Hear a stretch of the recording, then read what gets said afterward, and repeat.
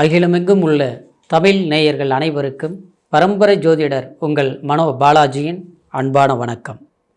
ரிஷபராசி அன்பர்களுக்கு சூரியன் குரு இந்த மாபெரும் இந்த இரு கிரகங்கள் உங்களுடைய ராசிக்கு 2ஆம் இடம் ஒன்று சேரக்கூடிய இந்த காலகட்டம் வரக்கூடிய ஜூன் மாதம் 15ஆம் தேதியிலிருந்து இந்த இரு கிரக சேர்க்கை ஏற்பட போகுதுங்க.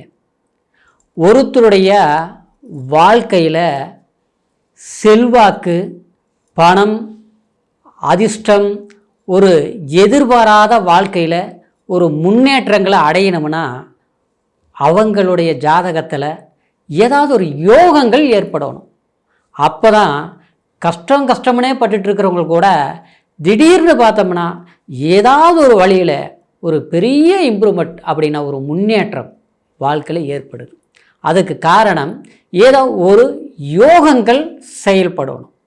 அப்படி பார்க்கும்போது உங்களுடைய ரிஷப ராசி அன்பர்களுக்கு இந்த இரு கிரக சேர்க்கினால் ஒரு அற்புதமான ஒரு யோகம் ஏற்பட போகுதுங்க. இந்த யோகம் சிவராஜ யோகம்னு சொல்லக்கூடிய ஒரு அற்புதமான ஒரு யோகம். இந்த யோகத்தினால் உங்களுடைய ராசிக்கு எப்பேற்பட்ட ஒரு அற்புதமான பலன்கள் இந்த நவ கிரகங்கள் கொடுக்க போகுது அப்படிங்கிறத பற்றி தாங்க இந்த பதிவில் இப்போ நம்ம பார்க்க போகிறோம். முதலாக பார்க்குறவங்களா இருந்தீங்கன்னா சப்ஸ்கிரைப் பண்ணி பெல் பட்டன் அழுத்தி ஆல் ஆப்ஷன் கொடுங்க. ரிஷபராசி அன்பர்கள் அப்படின்னா ரிஷபத்துக்கு சொல்லணுமா, சுக்கிர பகவானுடைய ஆதிக்கத்தில் பிறந்தவங்க, காலபுருஷ தத்துவத்தில் 2ஆவது வரக்கூடிய தனராசிக்கார். ஏன்னா அதனால தான் எந்த இடத்துல இருந்தாலும் ரொம்ப கௌரவமாக வாழணும்னு நினைக்கக்கூடியவங்க ரிஷபராசிக்கார். அதே சமயத்தில் உங்களை பார்க்குறவங்க மற்றவங்க எவ்வளோ நல்லா இருக்கிறாங்க பாருங்கள், எவ்வளோ செல்வாக்காக இருக்கிறாங்க பாருங்கள். ஆனால் நீங்கள் கஷ்டமே இருந்தாலும் வெளியில் காட்டிக்க மாட்டீங்க. மனசில் 1000 வேதனைகள் இருந்தாலும் வெளிப்படையாக சொல்ல மாட்டீங்க. மற்றவங்க மதிக்கணுங்கிறது உங்களுடைய நோக்கம் இல்லை. ஆனால் மற்றவங்களை நம்மளை ஏன் இவங்க இப்படி இருக்கிறாங்கன்னு நினைக்கிற அளவுக்கு நம்ம ஒரு சாதாரணமாக இருக்கக்கூடாது. நம்மளுடைய நாம்பளாக இருந்தாலும் சரி, தன்னுடைய குடும்பமாக இருந்தாலும் சரி, நம்ம கட்டியா மனைவி இல்லையா குழந்தைங்க எல்லாருமே அடுத்தவங்க மதிக்கக்கூடிய ஒரு நிலையில் நாம் இருக்கணும்னு நினச்சி அரும்பாடுபட்டாலும் பெருவாழ்வு வாழணும்னு நினைக்கக்கூடிய ராசிக்காரர் தான் ரிஷபராசி. ஆனால் அப்பேற்பட்ட உங்களுக்கு கடந்த காலம் ஜென்மகுரு என்ன செய்தது? அதாவது அந்தணன் தனித்து நின்றால் அதாவது அபகீர்த்தி உண்டாகும் அப்படிங்கிறது சொல்லுக்கு தகுந்த மாதிரி கடந்த காலத்தில் ஒரு இடத்துல இருக்க முடியல, எந்த வேலையும் சரியாக செய்ய முடியல. இருந்த வேலையில் சிலருக்கு பார்த்தோம்னா பறி போயிடுச்சு, வேலை போயிடுச்சு. ரொம்ப நாளாக கஷ்டப்பட்டு செய்துட்டு இருந்தேன், ஆனால் அந்த இடம் போயிடுச்சு. ஒரு இடத்துல இருந்தவங்க சில பேர் பார்த்தோம்னா இடமாற்றங்கள் செய்திருப்பீங்க. ஒரு இடத்துல இருந்தோம், ரொம்ப நாள் இருந்தோம், ஆனால் இன்றைக்கி பார்த்தோம்னா இடம் மாற வேண்டிய ஒரு நிர்பந்தம் ஏற்பட்டுருச்சு. ஆனால் வந்த இடத்துல பார்த்தா அதை விட கஷ்டமாக இருக்குது. இது வேலைக்கும் உகுந்தும் வீட்டையும் உகுந்தும், அதாவது இடம் மாறி ஊர் விட்டு ஊர் போய் தொழில் செய்தால் கூட, அயல்நாடு அயல் தேசத்தில் போய் வேலைகள் செய்தாலும் கூட அங்கேயும் பிரச்சனையாக இருக்குதுங்க. நான் என்னதான் பண்ணுறது அப்படின்ட்டு போராடிட்டு இருந்த ரிஷபராசி அன்பர்களுக்கு இந்த சூரிய பகவான், குரு பகவான், ஏன்னா உங்களுடைய ராசிக்கு தனஸ்தானத்தில் 2ஆம் இடம் வாக்குஸ்தானத்தில் சஞ்சாரமாக போகுதுங்க. எப்போ?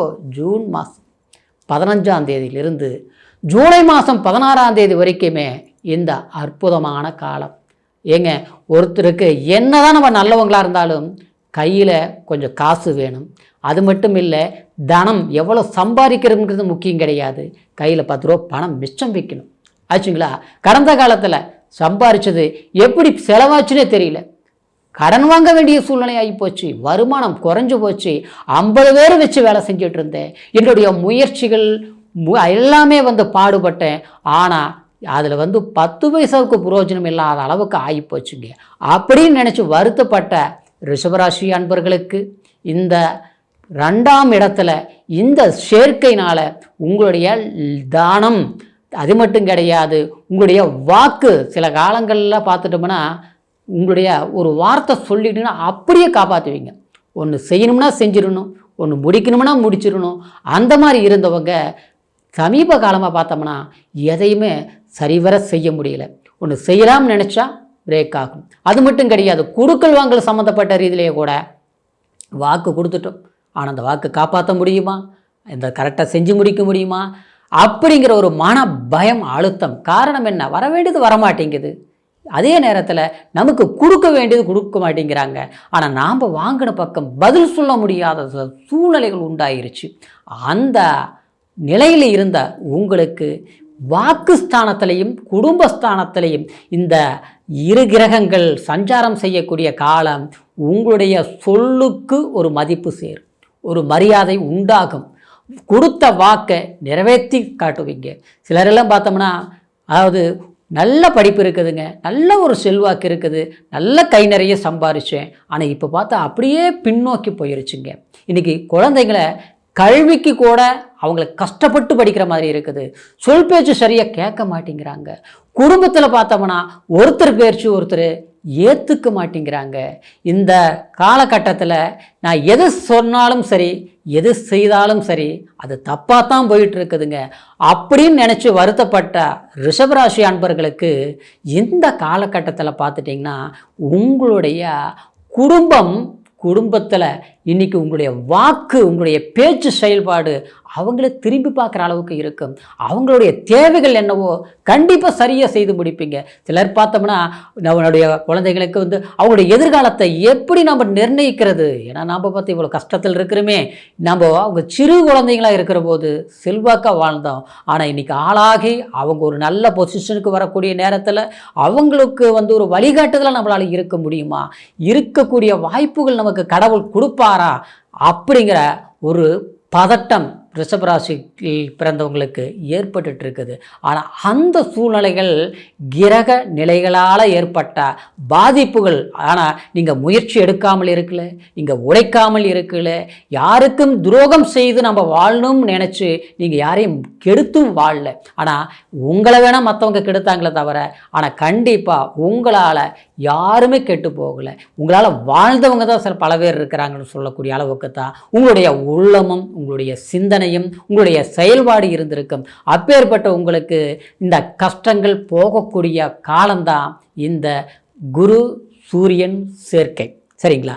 அதே நேரத்தில் உங்களுக்கு 4ஆம் அதிபதியாகி வரக்கூடிய இந்த சூரிய பகவான் 2ஆம் இடத்துல சஞ்சாரம் பண்ணக்கூடிய இந்த காலகட்டத்தில் பார்த்தோம்னா வீடு கட்டுற யோகம், மண்மனை வாங்கக்கூடிய யோகம், அதே சமயத்தில் கடந்த காலத்தில் ஒரு இட பிரச்சனைகள், வம்பு வழக்கு, கோர்ட்டு சிக்கல்கள், சில பிரச்சனைகள் இருந்தது எல்லாமே சரியாக தீர்த்து வைக்கக்கூடிய ஒரு காலமாக இருக்கும். மற்றவங்களுக்கு ஒரு வழிகாட்டுதலாக நீங்கள் ஏற்படக்கூடிய ஒரு நேரம்தான் இந்த குரு சூரியனுடைய சேர்க்கையான இந்த காலகட்டம். அதே நேரத்தில் சிலருக்கு பார்த்தோம்னா குடும்பத்தில் வீண் செலவுகள், விரைய செலவுகள், மருத்துவ செலவுகள்லாம் நடந்துட்டு இருக்கும். அதாவது ரிஷபராசியில் பிறந்தவங்களுக்கு கூட பார்த்துட்டோம்னா, அதாவது அடிக்கடி உடம்பு சரியில்லாமல் போகிறது, ஒரு என்னென்ன தெரியாது. அதாவது திடீர் நல்லா இருப்போம், பார்த்தோம்னா திடீர் ஒரு பிரச்சனை வருது, ஹாஸ்பிட்டல் செலவுகள், இந்த டெண்டர் செலவுகள்லாம் விரயங்கள் அதிகமாக செய்துட்டு இருந்தீங்க. ஆனால் அந்த காலகட்டம் போகக்கூடிய ஒரு சூழ்நிலை தான் இந்த சூரியனும் குருவும் இந்த இணைவனால் ஏற்படக்கூடிய இந்த ஒரு அற்புதமான காலமாக எடுத்துக்கலாம். இந்த சமயத்தில் உங்களுடைய வாழ்க்கையில் நீங்கள் எதை செய்யணும்னு நினைக்கிறீங்களோ கண்டிப்பாக அது செய்தீங்கன்னா செய்கிறதுக்கு உண்டான ஒரு வாய்ப்புகளும் அமையும்.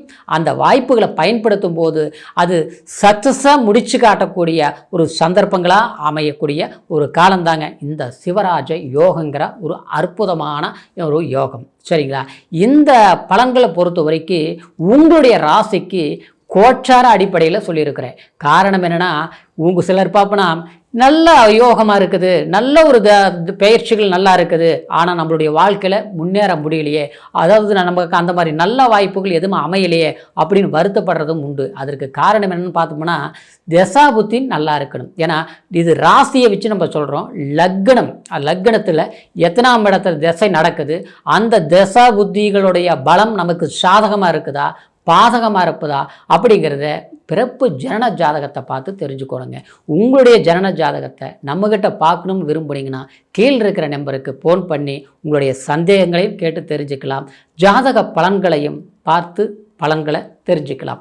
மீண்டும் அடுத்த ஒரு பதிவில் உங்களை சந்திக்கிற வரைக்கும் நன்றி, வணக்கம்.